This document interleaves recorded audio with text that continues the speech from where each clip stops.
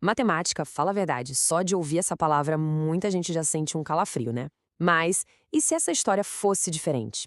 E se a gente pudesse juntos virar essa página? É exatamente isso que vamos fazer aqui: desconstruir umas ideias bem antigas e, o mais legal, descobrir os verdadeiros superpoderes que já moram na nossa mente. Bora mergulhar nisso? Quem inventou essa tortura?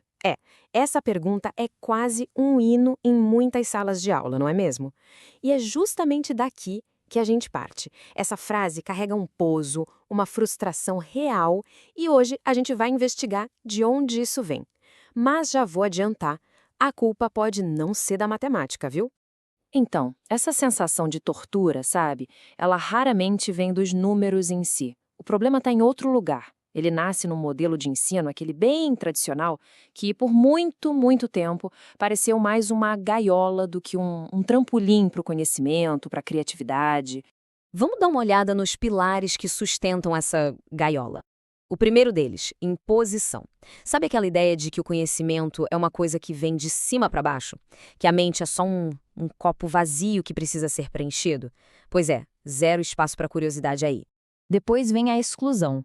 É aquele sistema com uma forma só, sabe? Um molde único que não se dobra. Se a pessoa pensa de um jeito diferente ou aprende num ritmo que não é o padrão, pronto, ela acaba ficando para trás. No fim das contas, isso constrói muito mais muros do que pontes. E agora, olha, vem uma palavra forte: violência. Não, claro, não a violência física, mas aquela violência simbólica, silenciosa, a de fazer alguém se sentir incapaz, de ter a própria inteligência colocada em dúvida, de ganhar um rótulo só por ter uma dificuldade. Isso machuca, e muito.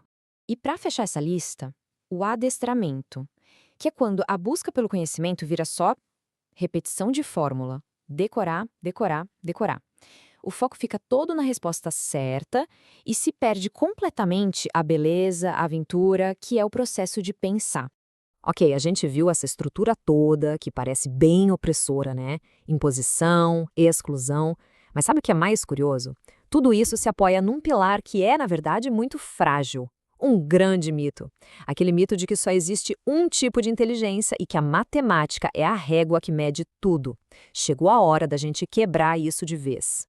E olha só a pergunta que o nosso material de base joga na roda. Será que a sociedade, a escola, acabam classificando quem não se dá bem com matemática como menos inteligente? É uma pergunta forte. E, sendo bem sincero, a resposta que a gente ouve por aí nos corredores muitas vezes é um sim, infelizmente. Mas aqui está o pulo do gato. Essa ideia é um mito bem perigoso, aliás. Um que desperdiça um talento incrível e bota um limite onde não deveria existir. E é esse mito que a gente vai começar a demolir agora mesmo, tijolo por tijolo. Beleza, já falamos bastante do problema, né? Então agora vamos virar a chave. Foco na solução. E a melhor parte é que a solução já existe. Ela está aí, dentro da nossa cabeça. É hora de revelar os verdadeiros superpoderes da mente, as várias e surpreendentes formas de ser matemático.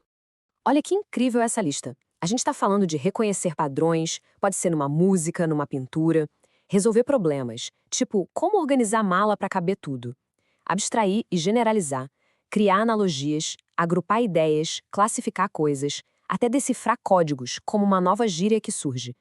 Tudo isso, tudo isso é raciocínio matemático. É a matemática viva, pulsando o tempo todo na nossa vida, e a gente nem se dá conta. Mas espera aí, de onde vem toda essa variedade, essa riqueza de habilidades? A resposta está na arquitetura simplesmente genial da nossa mente. Pensa assim, o cérebro não é um violino tocando sozinho uma melodia só. Não, ele é uma orquestra sinfônica inteira, prontinha, só esperando a regência. E essa orquestra tem dois lados. De um, o hemisfério esquerdo, o lógico, analítico, o cara do passo a passo. É o queridinho da escola tradicional. Do outro lado, o direito, o não verbal, o intuitivo, o que enxerga o todo, o artista da turma. A pergunta que fica é: por que raios a gente insiste em aplaudir só metade da orquestra? E aqui está a grande sacada. A verdadeira inteligência não é escolher um lado. Não é ser só lógico ou só criativo. A mágica, a genialidade, ela acontece na sinfonia. É quando os dois lados do cérebro conversam, dançam juntos. É usar a mente por inteiro. Percebe como entender isso muda o jogo todo? Se a nossa mente é essa orquestra completa, o palco onde ela toca, a escola, não pode ser um lugar que só valoriza um instrumento, uma nota só. A gente precisa urgentemente repensar esse espaço de aprendizado.